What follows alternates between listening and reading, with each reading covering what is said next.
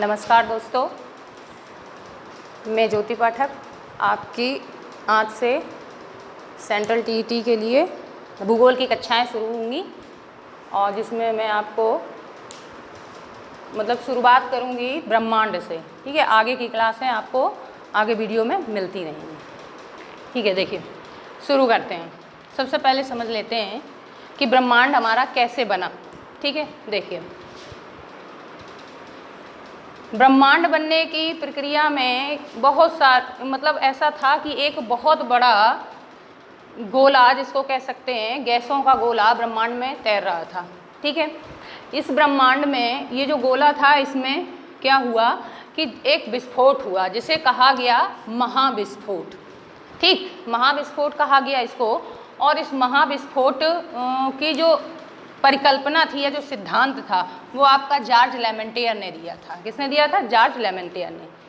अब ये ब्रह्मांड पूरा हमारा कैसे बना, जिसमें आप देखते हो ब्रह्मांड में कि सूर्य है, चंद्रमा है, तारे हैं, ग्रह हैं, उपग्रह हैं, सौरमंडल का नाम सुना होगा आप लोगों ने।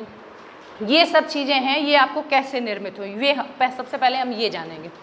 तो हम देखते हैं कि एक बड़ा सा पिंड था जो आसमान में तैर रहा था। इसमें क्या हुआ कि इसमें एक विस्फोट हुआ और ये पिंड कई सारे भागों में टूट गया। ये जो कई सारे भाग टूटकर बने, इनको हमने कहा गैलेक्सी। नाम आपने सुना होगा आकाश गंगा। क्या सुना होगा? आकाश गंगा। ठीक है, अब ये आकाश गंगा लगभग, हमने देखिए यहाँ लिखा हुआ है कि लगभग 100 अरब आकाश गंगाएं हमारे ब्रह्मांड में इस पिंड के टूटने से बनी। ठीक है, अब देखिए, अब इतनी सारी आकाश गंगाओं के बारे में जानना उचित नहीं है हमारे लिए। हमें जो एग्ज़ाम के पर्पस से जो चाहिए, हमें बस वो निकाल लेना है अपने मतलब का। तो हम देखेंगे कि ये जो इतनी आकाश गंगाएं, इनमें हमें अपनी एक आकाश गंगा ढूंढनी है जिसको हम कहेंगे मंदाकिनी। क्या कहेंगे? मंदाकिनी। ठीक, ये हमारी आकाश गंगा है और जो हमारा सौर मंडल है वो इसी आकाश गंगा का भाग है। ठीक, ये अपने ध्यान से आप लोग समझ लीजिए। लगभग हमारे यहाँ 100 अरब आकाश गंगाएं हैं और लगभग इन प्रत्येक, अब आगे का जो निर्माण हुआ, इन आकाश गंगाओं में विखंडन हुआ पूरा। आप लोग एक बात समझ लीजिए कि पूरे ब्रह्मांड का जो निर्माण हुआ है वो हुआ है आपके विखंडन से, ये विस्फोट से।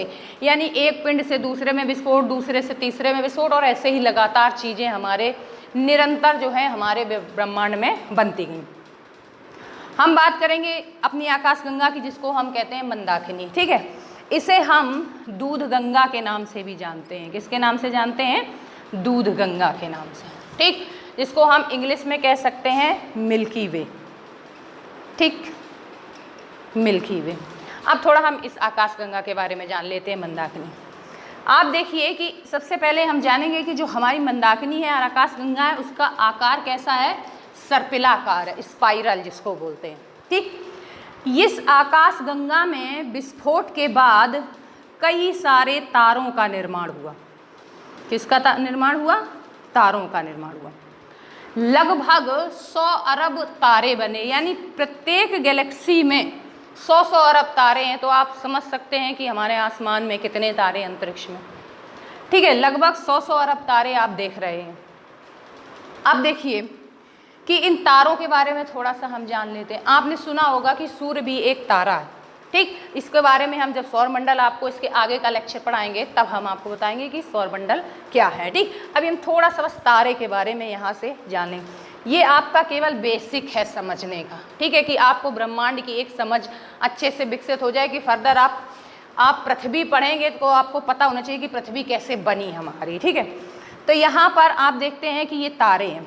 देखो, तारा हमारा होता है, तारा हमारा प्रकाश देता है। आपको पता होना चाहिए कि तारा हो गया, सूर्य हो गया, ये स्वयं से प्रकाशित चीज़ें हैं।